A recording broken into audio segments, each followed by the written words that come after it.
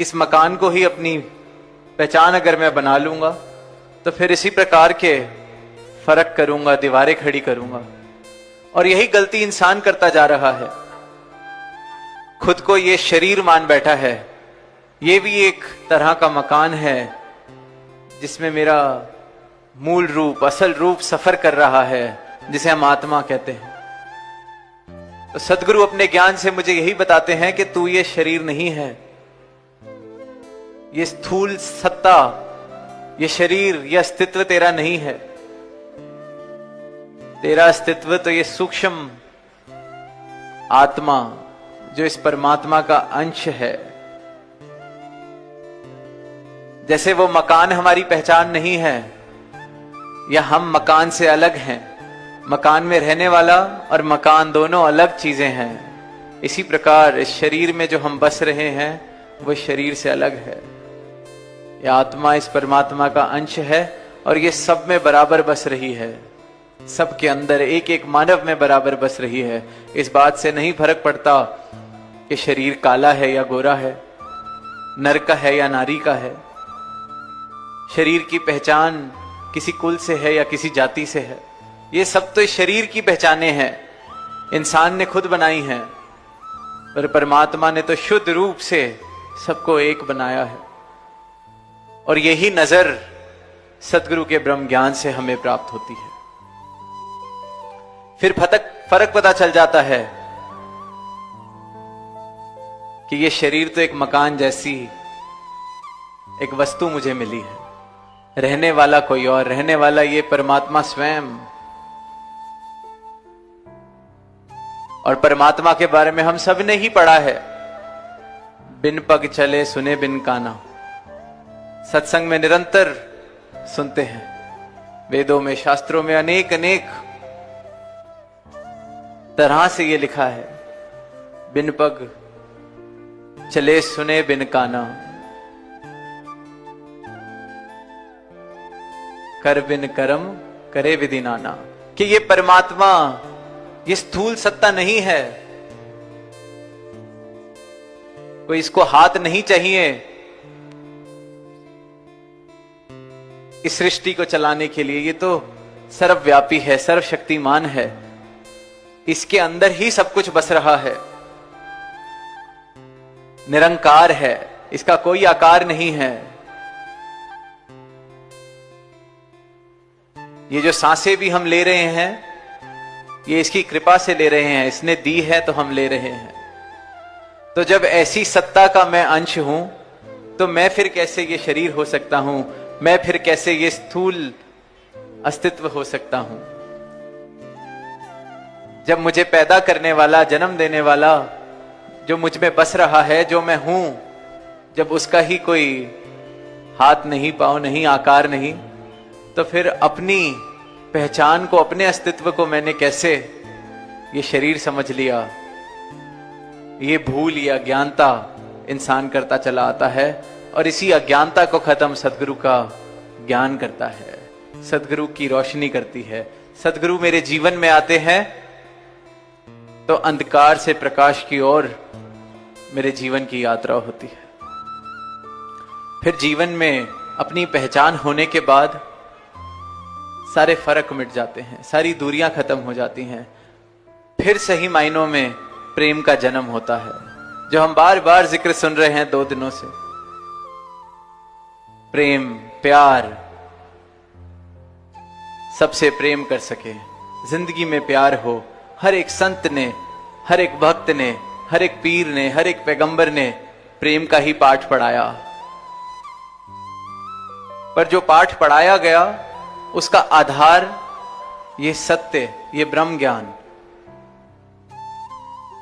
सिर्फ प्रेम की बात करने से बात नहीं बनती।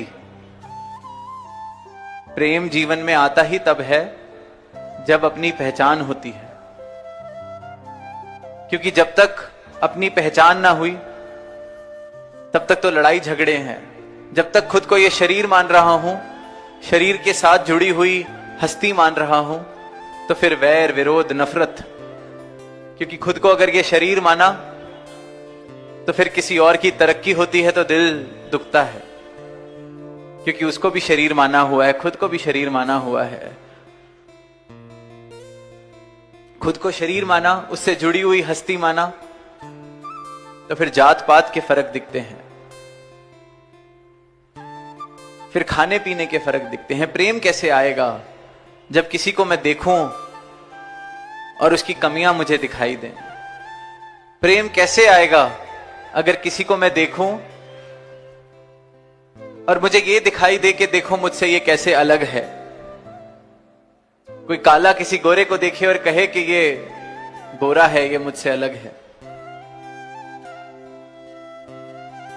कोई किसी प्रकार का भोजन खाने वाला किसी और को देखे और कहे कि ये मुझसे अलग है। जब खुद को अलग अलग करके देखेंगे तो प्रेम कैसे आएगा? प्रेम तो तब मुमकिन है जब सब में खुद को और खुद में सबको देख सकें।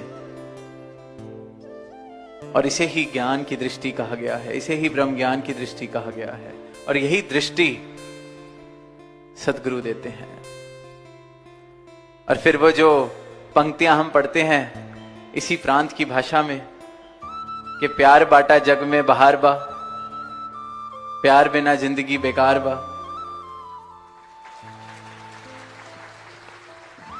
कि ये प्यार को जब तक बांट रहे हैं, जीवन में प्रेम है तो हर जगह बहार है, खुशियां हैं, सुंदर एक संसार बस रहा है। और प्यार नहीं है तो जिंदगी बेकार है, और ये सब मानते हैं। पर सदगुरु का जब ब्रह्म ज्ञान मिलता है, ये समझ आ जाता है कि इस प्यार का जन्म होता कहां से है, ये प्यार जीवन में आता कहां से है। अगर जिसके दर्शन मैं करूं, जो इंसान मुझे दिख रहा है, उसमें मैं प्रभु का रूप देख सकूं, ये देख सकूं कि ये मुझसे अलग नहीं है। ये ऊपर ऊपर जो भी फर्क दिख रहा हो, ये शरीर वाली आंखें जो भी फर्क देख रही हो, पर अंदर से हम एक, इस निरंकार का अंश, इस परमात्मा का अंश, इस भगवान का अंश एक हैं। जब किसी को देखूं उसमें खुद को देख पाऊं तो फिर खुद से कैसे नफरत हो, खुद से कैसे वैर हो? प्रेम ही प्रेम होगा। जब खुद में देखूं तो सबके लिए देख सकूं, सबके लिए सोच सकूं, सबके लिए भले की कामना कर सकूं, क्योंकि सब में ही खुद को देख रहा हूं, सब में इस परमात्मा के दर्शन हो रहे हैं। तो जब जीवन ऐसी नजर को प्राप्त कर लेता है तो वो जीवन धार्मिक हुआ, तो वो जीवन वाकई ही फिर प्रेम करने के काबिल बनता है। वरना तो फिर प्यार बिना जिंदगी बेकार बा। तो ये जीवन कल्याणकारी बन सके, ये आत्मा जो मिली है इसका कल्याण हो सके, ये मानव तन जो मिला है, ये जिस कारण से मिला है, जिस कार्य को करने के लिए मिला है, वो कार्य पूरा हो सके, इसलिए ये समागम रचे जाते हैं। इसलिए ये संत आवाज देते हैं कि इस नजर को प्राप्त कर लिया जाए तो जिंदगी में बहार ही बहार है, खुशियां ही खुशियां हैं, क्योंकि सब में मैं खुद को देख सकता हूं। सोच के देखें, जीवन में अगर ये नजर मिल जाए तो फिर कैसे छोटी छोटी बातों का कई बार जो बुरा लग जाता है, जीवन उससे ऊपर उठना शुरू हो जाता है, क्योंकि कहने लगते हैं कि कोई बात नहीं, अपना ही है। मैं भी तो कभी कभी ऐसे कर देता हूं। जीवन आसान होता चला जाता है, प्रेम जीवन में आने लगता है, रिश्तों में आने लगता है, घरों में आने लगता है। मेरे जीवन में अगर प्रेम है तो फिर मेरे जीवन के हर पहलू में वो प्रेम दिखने लगता है। तभी बात बनती है। सिर्फ कहीं बाहर दो मीठे शब्द बोल लेने से ये बात नहीं बनती कि बहुत प्रेम करने वाला इंसान है। जिसके जीवन में प्रेम हो, जो इंसान प्रेम करने वाला हो, उसके हर पहलू में ही प्रेम नजर आने लगता है, दिखने लगता है। तो जहां बार बार जिक्र हो रहा है कि ये फर्क मिट जाए। अभी कुछ दिन पहले ही होली का त्योहार, तो कैसे जब रंग लगा दिए जाते हैं तो सब एक जैसे ही दिखाई दे रहे हैं, सबके चेहरों पे रंग लगा हुआ है, सब एक जैसे, एक समान, पहचान भी नहीं पाते कौन है, किससे बात कर रहे हैं। कई बार तो ऐसा भी रंग लगा होता है और सद्गुरु जो रंग लगाते हैं उससे हम वैसे ही एक हो जाते हैं। ये एकत्व वाला रंग लगा देते हैं।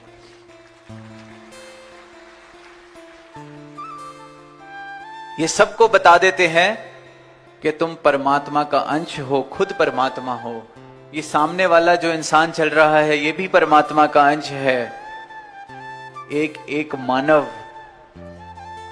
खुद परमात्मा की बनाई हुई मूर्त है। तो सबको सजदा करो, सबकी सेवा करो, एक सुंदर संसार बसता चला जाएगा, जीवन में आनंद आता चला जाएगा। और यही जीवन जीने का उद्देश्य है। इस रहस्य को, इस सत्य को जान लेना, भ्रमों से दूर हो जाना। वरना तो हम देखते हैं कि कहां भगवान के नाम पर, धर्म के नाम पर सिर्फ और सिर्फ नुकसान पहुंचाया जा रहा है। कैसे हम देखते हैं कि आंखें मूंद कर जो बात समझ में नहीं आई, पता नहीं चला, कैसे हम ये कह सकते हैं कि धर्म के नाम पर कोई किसी का नुकसान करे और खुद को धार्मिक कहे। परमात्मा ने तो सिर्फ और सिर्फ प्रेम करना सिखाया, प्रेम का पाठ पढ़ाया। हर किसी में अपने दर्शन जिसने कर लिए, हर किसी में इस परमात्मा के दर्शन कर लिए, तो वो सच्चा धार्मिक, क्योंकि फिर वो किसी को दुख नहीं दे सकता। वो सिर्फ और सिर्फ प्रेम की बात करेगा, दुख नहीं पहुंचा सकता।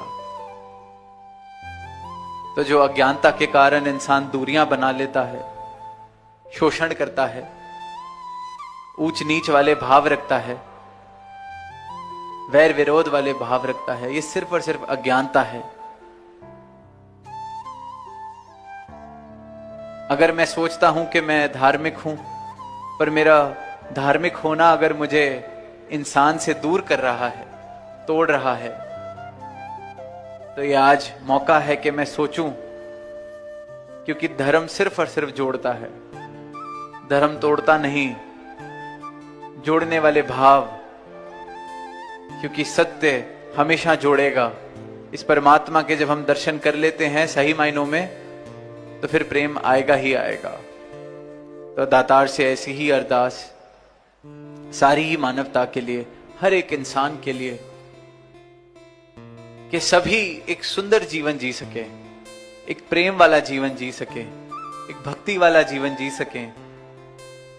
जीवन में सभी को ये मौका मिला है, अगर मानव शरीर में है, कि इस परमात्मा के दर्शन कर सकते हैं, इस परमात्मा को प्राप्त कर सकते हैं, अपनी पहचान, सही पहचान।